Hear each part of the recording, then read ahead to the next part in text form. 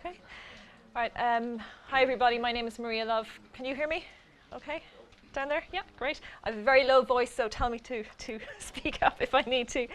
I'm a medical social worker. I work with Irene in the lung transplant team in the Mater Hospital, and just thank you to Nicola and Gemma and everybody and Ilfa for inviting me here today. So basically, in my job as a social worker with the team, I would meet a lot of people with pulmonary fibrosis, and those people are at different parts of their journey, I suppose. I've seen people who are very newly diagnosed. I've seen people who are further along their journey. And I suppose today what I'm going to talk about is what common reactions I have come across working with people with ILD, with PF, and what are some of the ways that you can help yourself. And I know today we've already talked about, everybody who's spoken today has looked at different aspects of helping yourself. So I think that's a really important thing to take home. So I suppose first question for you today, if it comes up, why are you actually here? Why are you listening at this? Because obviously you're looking for information. You're interested in what's going on, and I think that's really important to acknowledge, and it's really important to congratulate yourself, I suppose, just in terms of, I'm here. Because for me, looking for information, finding out more about what's going on in whatever chronic disease you have, it's really important. It's a first step in helping yourself. So well done for being here today. It's not easy, necessarily. So what are the common reactions then that I would come across? And I suppose anybody here who thinks back to when they found out about PF or ILD initially, what was your response? And there's going to be loads. Everybody in this room is different. So I suppose your reactions will be different, may be different than the person sitting next to you. So I guess there's as many reactions as there are snowflakes, whatever example you want to use. When you're diagnosed, typically most people have a huge roller coaster of emotions. So I guess don't be surprised that you may react differently than your spouse, than your family member, than whoever is with you. So shock, surprise, and terror, very, very common. What the hell is this? Somebody's already said here today, I never knew about this disease before. So again, when you get bad news, for any type of bad news at any point in our lives, we don't tend to take in everything that is being said, because our brains are wired just to kind of react. So you take in a little bit of information. So that's where the second set of ears is really, really important. Numbness and denial. Again, they're very common. I come across them all of the time. Nobody wants this disease. Nobody wants ILD. So of course, for a time, people can shut down. Anger, very, very common. And probably many people in this room have said to themselves, why do I have this? What did I do right or wrong, or I didn't do this, I didn't smoke, I didn't drink, whatever it may be. And then there can be confusion, there can be stress. A lot of fear often is what I see. And it's fear not just for yourself and your own future. Again, one or two people here have said to me today, well, I was given this diagnosis and told I had X number of years to live. You don't necessarily, none of us can predict the future, I suppose. So you get frightened for yourself, and I guess you get frightened for the people in your life as well, because none of us are islands. We all interact with people. We all have families, friends, communities, so on and so forth. And I guess all of those and the many, many more feelings we come across can lead to huge anxiety. And that is very, very normal. So I suppose it's just very important to acknowledge that all of these things can happen at any time. So has anybody heard of the stage model of grief? So this is the one where you have, let me see, because I always forget it, denial, anger, bargaining, depression, what's the last one? Acceptance. I think it was on The Simpsons, some Simpsons episode years and years ago. This is a model, a psychological model, I suppose, and it's based on really, really good evidence. And it kind of describes a pathway that people will go through grief or go through bad news. And some people say to me when I meet them, oh, I'm in this stage or I'm this stage. Don't box yourself in. Don't limit yourself to, I should be feeling this feeling at this time for this amount of time. It's a great way to kind of, an umbrella way, I suppose, to look at how you could respond. But it's not necessarily the best model for everybody either. So I suppose common reactions, these are the things I feel are important to remember. There is no right or wrong way to react to bad news, and that may be about a diagnosis, it may be about anything in your life. There isn't a time frame for how or what you should feel when you should be feeling it. This applies to the person and to their family member as well. And again, don't have expectations, and don't box yourself in with expectations. So I suppose some of the common behaviours then that I see after diagnosis or in any, I suppose, stage of the disease is people may have poor concentration. Now, again, that may be, influenced by oxygen, other factors. People can become quite irritable. So plenty of domestics, plenty of, like as Irene was saying, somebody going, calm down, calm down. It happens to us all. We're all human, so what? A lot of people suffer poor sleep. And particularly when your mood is up and down as well, people's sleep patterns can be quite affected. Mine certainly is, if I'm worried about something. People can become very unsure of themselves. They can be quite fatigued. They can, cry a lot. There may be nothing at all. So again, just to be wary of this. Loss of energy, again, can be related to low mood. It can be related to a lot of different things. Catastrophizing is a thought pattern that I would see quite a lot. Part of my job as a social worker is to provide support, psychological support and practical support. So I suppose what catastrophizing is, it's looking at the worst case scenario. We all do it. I bump my toe, oh my God, my leg is going to fall off. No, it's not, but we all do it, and we're all, again, kind of wired to think that way at times. And then rumination is the other thought pattern that I would see quite frequently, and that's where you have this, I suppose it's like looking at a washing machine. So your thoughts go round and round and round and round. So again, we've probably all been there. What if this happens? And then what if that happens? So again, are these thought patterns actually useful to us? So ask yourself that question. And then finally, another very common thing, mood swings. So I suspect everybody in this room at some stage in their life has had a bit of a back and forward in terms of mood swings. What I would usually say to people is our mood should be like a nice little steady, gentle roller coaster. We all have good days, we all have bad days. That's life. What happens with bad news, what happens if there's any particular stressor in our life, our moods tend to swing quite radically. And then eventually they'll kind of settle down and they'll get back into a nice rhythm, so a nice equilibrium. But I guess, as Irene mentioned there, just if you get an exacerbation, if your symptoms get worse, things change. So this is where, again, mood may change as well. So it's really important just to keep an eye on it as well, and just to talk to people if you feel you need to. So I suppose just the summary then for that piece is getting a diagnosis of any disease, it is like a grieving process. And it's about grieving for now, for the present, but it's about grieving for the future as well. So it's a type of anticipatory grieving, I suppose. And fear of the future is very, very common. What does this disease mean to me? What does it mean? What impact will it have on my family? So I suppose there's a fear of living with the disease, and then there's a fear of dying with it as well. And that's where helping yourself practically, psychologically, developing those relationships with your care providers is really, really important. It's about informing yourself, as you're doing here today, and helping yourself. So, and I suppose for some people, often this is the first time they may have suffered from disease or poor health. So again, that can be hugely frightening. So I suppose feeling out of control is very, very common for people, really common. I suppose feeling like you're losing your independence. Nobody likes losing their independence. A lot of people would say to me, oh my God, I feel so terrible because I have to ask for help now. It's horrible, I know. It's horrible for everybody, but yes, we do. And there is a bigger burden of care, I suppose, on the family, on friends, on whoever it may be. But I guess it's really important just to acknowledge things do change. And yes, we may have to ask for help. Absolutely, part of any of the MDT's role is to promote independence. But again, that independence shouldn't be, at the risk of your health.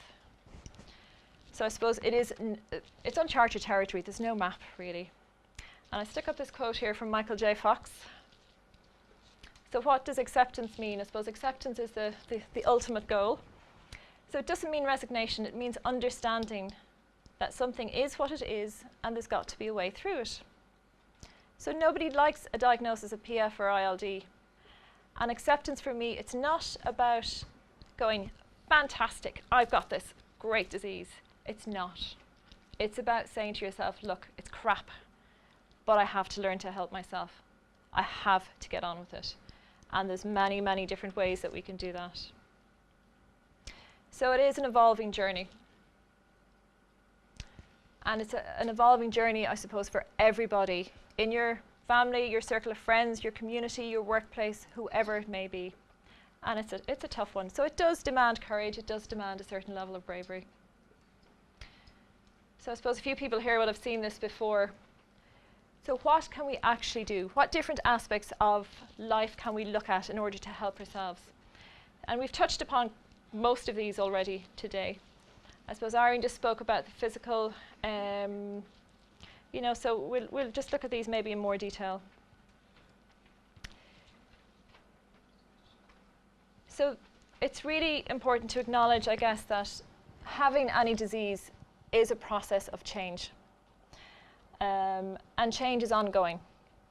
So I guess with a lot of ILD, PF, you may stay at a plateau for a length of time, and then you may dip. And then it's about learning, well, where am I now? What can I do at this new level? Or will I get back to the last level? I don't know. We don't know. So it's important to recognize your own expectations, I think, of yourself. Your own, I suppose, the changing, your own family and the changing role that happens within families as well. And that can put a huge amount of stress on people as well. And again, we have to look to our coping strategies. And I know we've all here spoke about coping and the importance of that today. What can you do to help yourself? For a lot of people, it's talking. It's accessing support. It's getting information. It's joining support groups. It's talking to your healthcare professionals. It may be going on to Dr. Google, who knows, but just to think about what will help you. People may turn to their faith. People may use exercise as a way of coping. People may, join, I don't know, a local group or do something that they've always wanted to do. They might do meditation or mindfulness or, whatever it may be, or go visualize themselves on the mountain. So whatever you can do that helps you, be open to it. And the good news is you can, and most people do, adjust to illness. Again, it's not something people are, going in happy clappy about. It's I guess, it can be a tough adjustment. But it does take time, it takes support, it takes persistence, it takes courage. But what's important to remember is that adjustment is a choice. You can choose to survive. You can choose to throw yourself in the corner and you can choose to give up, or you can choose to go, look, I have to learn more. I have to learn how to deal with this. And then equally that goes for the person and it goes for the family member as well. So I suppose as a social worker, I work with the person, I work with the family, and I work with local services. So it's a big adjustment for everybody involved. So then the last few slides is just looking at, well, how can I regain a sense of control and confidence? And I suppose maybe going back to Irene's pebbles in the shoes, it's a balancing act. It really is a balancing act. And sometimes things are going to flip out of control and just think of your mood swings. But I guess there are things you can do to help yourself. And you already know this. You're here, you're in this room. So I suppose the most important thing from, my professional perspective is recognize the emotional impact that disease has on you and on your family as well. Giving yourselves permission to feel what we feel. And I think we're often terrible in Irish society. It's like, oh, no, I'm grand. No, sometimes you're not grand. But take your time to recognize that, and then if you need to talk to somebody about it or admit it to yourself even, take your time and do it in your own good time as well.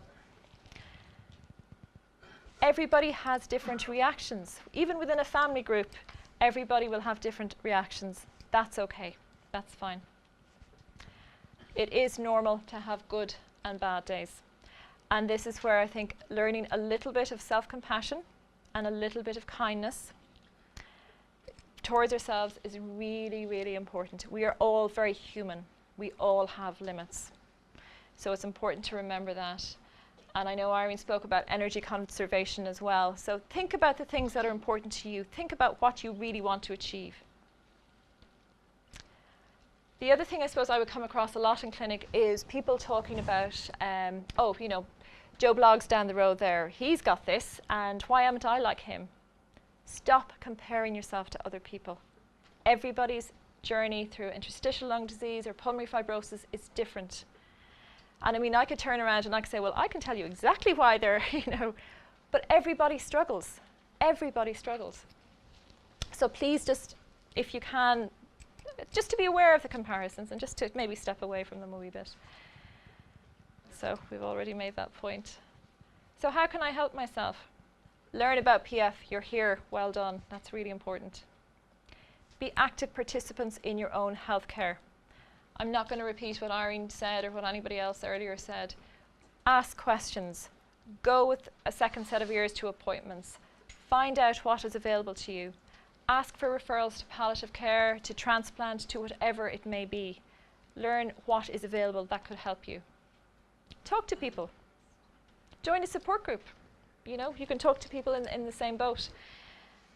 Talk to your healthcare professionals as well, and just be aware of some of the information on the internet as well, because I think there's a lot of dodgy stuff out there as well. If you feel you need a little bit of counselling, a little bit of psychological emotional support, go to your GP. There's primary care services across the country now. I know they're patchy all over the place, but there are primary care professionals out there who can provide limited amount of counselling hours or practical support or care planning support to you. So find out. Just look it up. There's a HSC helpline number, and you can pick up the phone and ring, and you can ask them. Again, establish a good daily routine. So get up, get your exercise, do what you need to do, get out, have stuff planned that you really enjoy, you're really, really looking forward to. But equally, just remember that little bit of flexibility for when you have a bad day. It's really, really important, really, really important. And again, have goals, realistic ones. So set yourself up for success and not failure. If you're planning to climb Crow Park and you can't get from your bed to your bathroom, you're probably going to fail and beat yourself up about it, so don't do that. And again, address the practical and the financial issues. This can be some of the hardest stuff for people. So practical issues like my house, my home environment, are there aids, are there appliances that might help me? A wheelchair, a frame, oxygen supplies. What are all of the different things? A rail in the bathroom. I may not need it yet, but maybe I should just, put it there just in case. Financial issues, citizens information, MABs, they both offer really, really good services in terms of, managing finances. Find out your entitlements and get them. And then think about the future and plan for the future. And I know death and dying is something many of us fear even to talk about. And again, this is a really important conversation to have. There's plenty of documents out there that will and can guide you in a very non-threatening way. Documents like Think Ahead, and I know ILFA, and there's a few of us doing some research on palliative care in the coming months. So we'd really encourage people to kind of, I suppose, think about if they're interested in that, letting us know, and just to think about their future and what their wishes may or may not be. So again, just the summary is adjusting will take time for everybody. It is a new way of life. Nobody knows, nobody has a script for any of this. So change is inevitable, and I guess things will change in your life in many, many aspects of your life. So it's really important to try and cope with that. I can't underestimate the importance of social support and communication with everybody involved. But I think communication with yourself as well, and that kind of honest communication, which is hard for most of us to do a lot of the time. So is there anything after today that you can do, I can do, to help myself cope better? Ask yourself that as somebody with a disease, ask yourself that as a family member, whoever you may be. working with that person? What are my hopes for the future? What is the important stuff that you want to see, you want to do, you want to achieve? And again, think about your energy, think about time, think about what you really want to do and aim for it. And what am I grateful for in my life right now? There's a lot of science behind gratitude. And I think, again, our brains are wired to look at the negatives. Try to reframe things. Look at the positives. What some people do is they get up in the morning and they think of the first, 3 things that they're really grateful for, and they remember them at the end of the night. So there's little tools and techniques like that that are really, really useful and just really reinforce, I suppose, positive reframing. And I'm just going to leave you with this lovely quote. I opened 2 gifts this morning. They were my eyes. So, thank you.